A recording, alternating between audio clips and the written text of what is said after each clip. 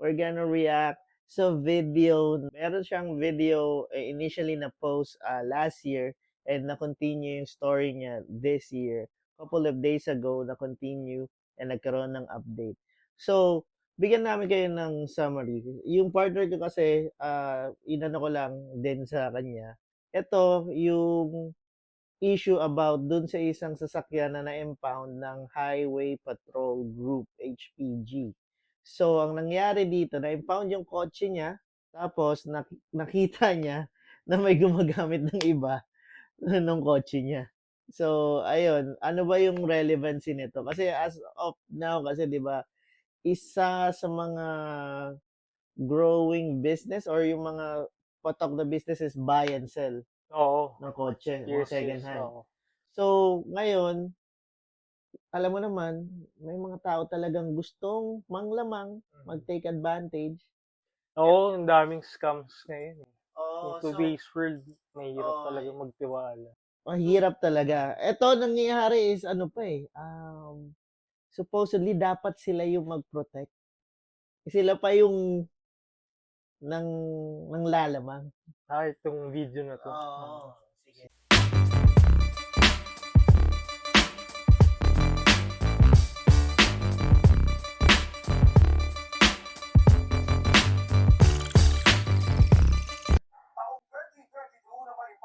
So, 2022 pa.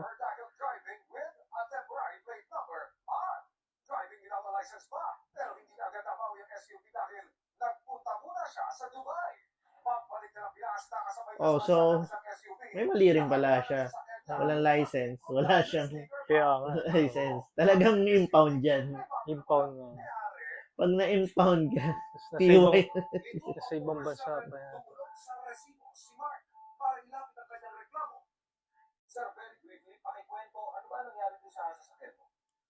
Nung last year, 2022, from the province, niluwas namin yung sasakyan habang binabaybay namin yung C5. Paglampas namin ng Eastwood, may HPG pala doon. Nung time na yun, wala pang mga original plates eh. Ang gamit namin temporary plates. Check na HPG, yung registro pala ng sasakyan, hindi na renew. Nahuli. Sabi ng HPG, Ngayon, walang plate, walang rehistro, walang lisensya. Okay.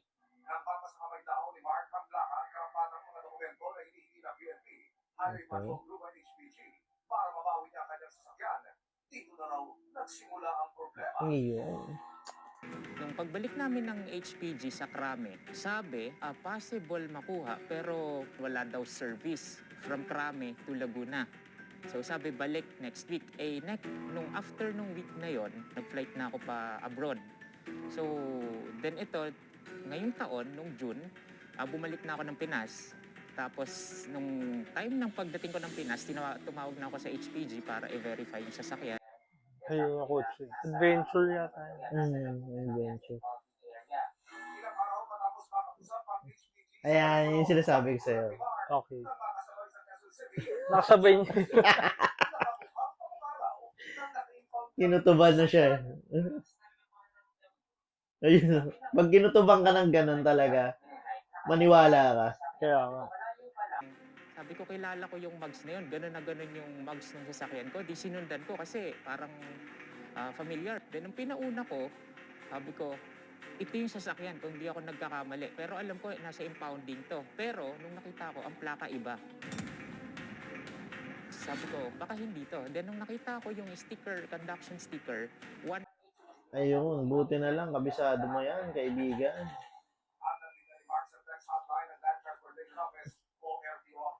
Oo. Ibang kotse yung gamit na plaka. Iba.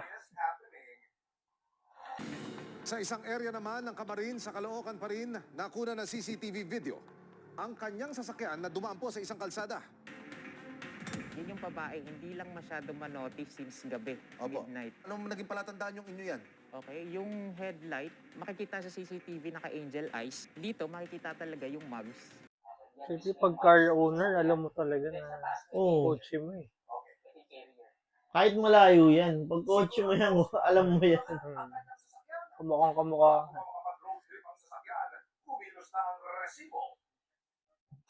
Highway Patrol Group.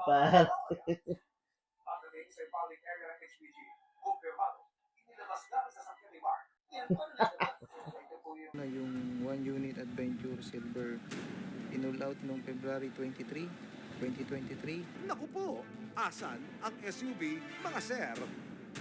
Mabawi pa kaya ito ng may-ari? Only in the Philippines to. Oo. Lala, no?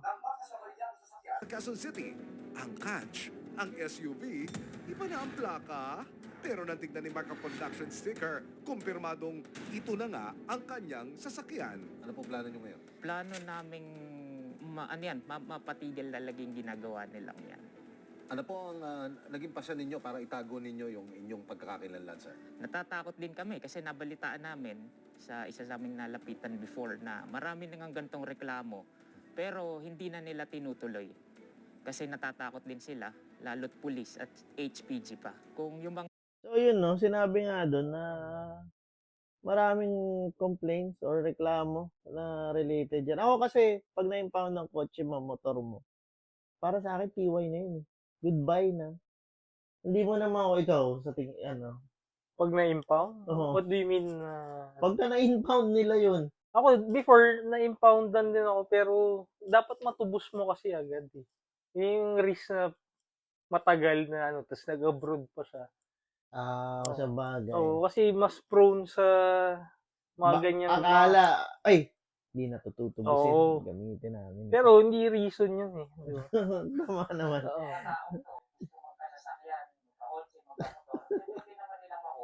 Mga motor rin daw, ganun. Oo, motor din. Wala nang inaksayang oras ang resibo. Agad kami nakipag-ugnayan sa PNP Integrity Monitoring Enforcement Group o PNP IMEG. Ilang araw makaraang dumulog ni Mark sa ating studio sa resibo. Sinamahan po natin siya dito sa Camp Tagum Diwas, Taguig. Partikular sa tanggapan ng NCR Field Unit ng PNP Integrity Monitoring. Yan na, moment of truth. Kanyang hiniing. tumawag ako sa HPG, verify ko, sabi nila nasa lateral daw, sa impounding area daw nila yun. Nung week na dapat kukunin namin, pambirang pagkakataon, pinakama rin, nakasabay namin yung kotse. Malayo pa lang, sabi ko, yung mags nung SUV, kapareho nung kotse ko. Pagkatapos ng documentation, anong Complain na. Makikipag-coordinate po kami dun, sir, sa LFU po, sa Pro4. In case na wala po din yung sasakyan, sir, yung Usually, pag walang media, Hindi na yan. Hindi gagawa ng action yan. Hindi yan. Ito kasi na ilapit sa resibo. Na document ng resibo. HPG Limbas para makipag-coordinate at mag-imbestiga. Pagdating sa headquarters ng Philippine National Police, agad na nagtungo ang IMEG at resibo sa tanggapan ng Highway Patrol Group o HPG. Dito, humarap ang ilan sa matataas na opisyal ng departamento. Agad nilang inalam ang mga detalye ng reklamo at binisita ang impounding area sa Camp Crame. Wala rito ang sasakyan ni Mark. At nang siyasatin ang inventaryo ng mga sasakyan na na-impound ng HPG noong nakarang taon, guess what? wala. Ito, Joel.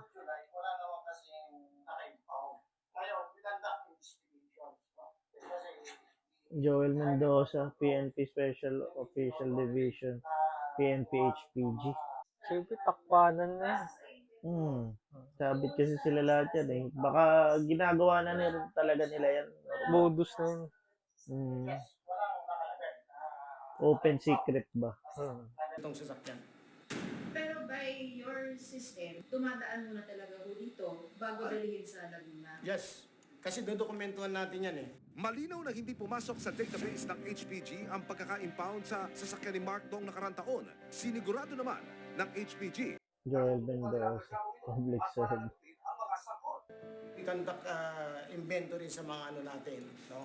At wala naman nagiging problema kasi nakalista naman lahat dito. Ngayon, sabi ko nga, I assure you, papanagutin natin kung sino man itong gumamit nitong sasakyan mo.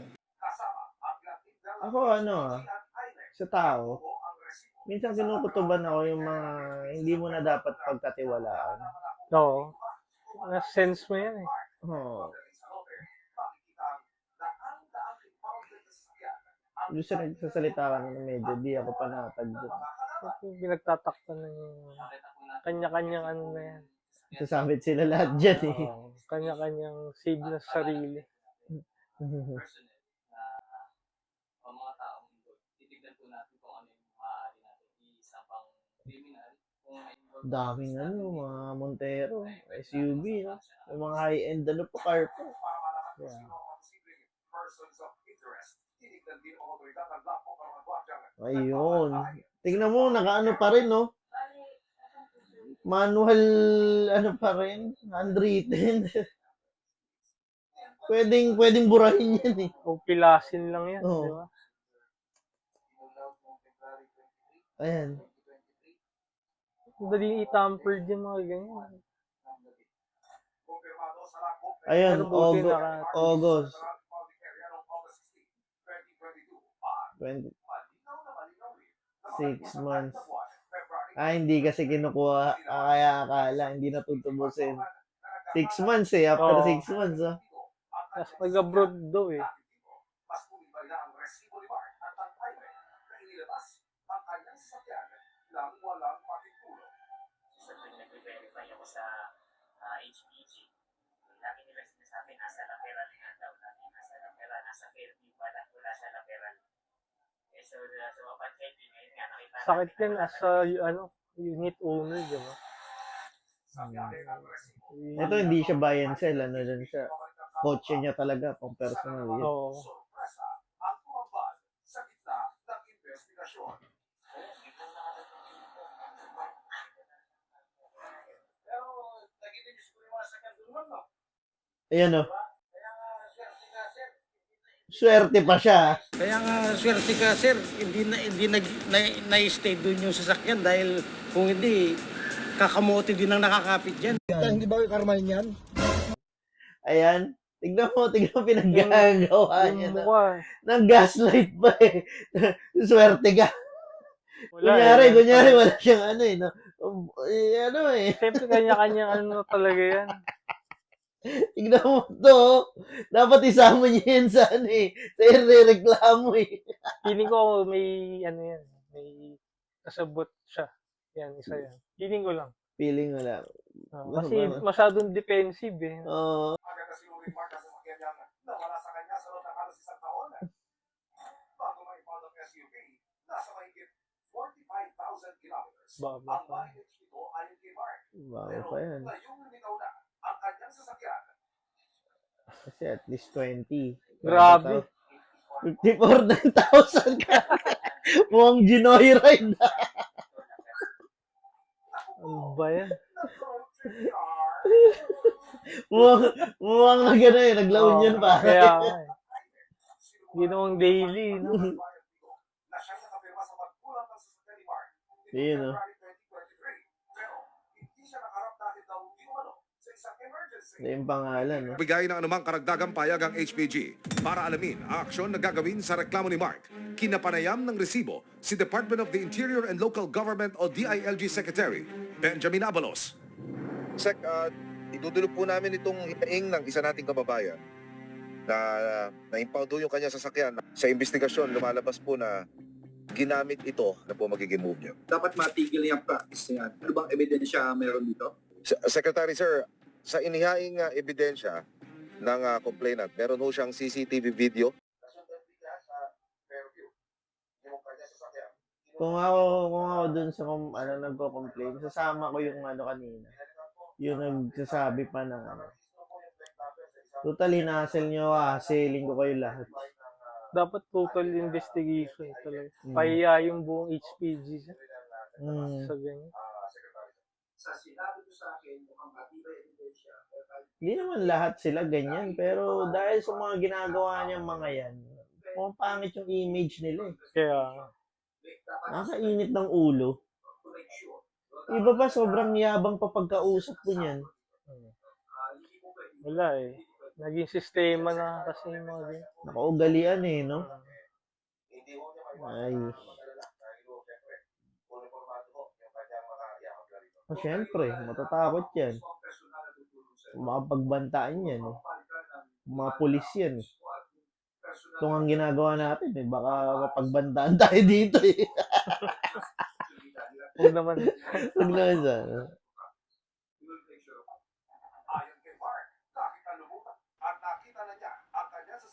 matagal na niyang hinahanap, itutuloy pa rin niya ang pagsasampa ng kasong kriminal at administratibo Tama yan, laban para kay Mark Johan masample Bagno yan. at iba pang bibitaw sa investigasyon ng persons of interest. Wala akong balak na Mukhang tinanggal pa yung ano, yung paglam. sa sino man yung kasalanan. Binabo yung utos. Ang batas ay ginawa para sundin, hindi para labagin. Tama. Ayon sa batas, Tama naman yan. kung sakali pakitaan ng probable cause, posibleng masampahan ng kasong carnapping ang mga sangkot sa pagkawalan Yan. ng sasakyan. Kidnapping talaga. Ang mga sangkot mo, sinama niya rin yung ano. Grabe, no? Isipin mo yun, no? Inimpound yung kotse mo. Siguro, may mali rin siya. Wala Oo. siyang lisensya. Walang lisensya, Walang plaka. plaka. Yung rehistro, ano. Talagang, ano yan, may impound yan. Kahit anong mangyari, pre. Siguro, wag mong papa-impound kotse mo. Kung ma-impound man, dapat tubusin mo agad. Oo, yun yung moral lesson dito sa ano to.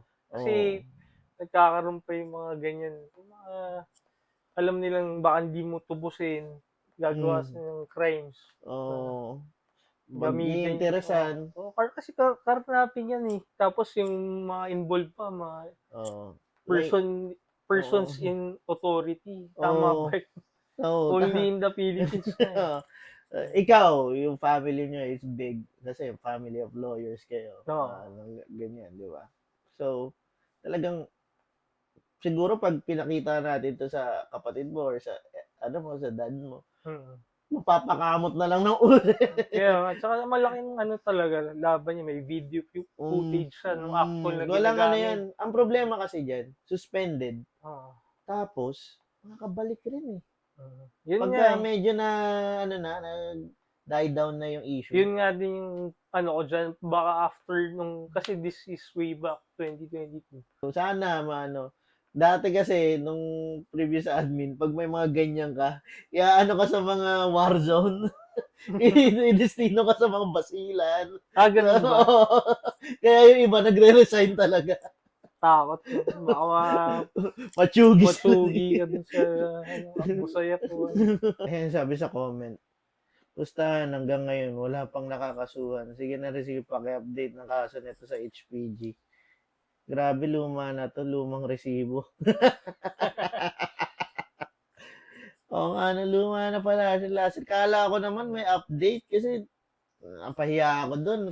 Part 1, part 2. Kasi ito, tingnan mo. Last year siya.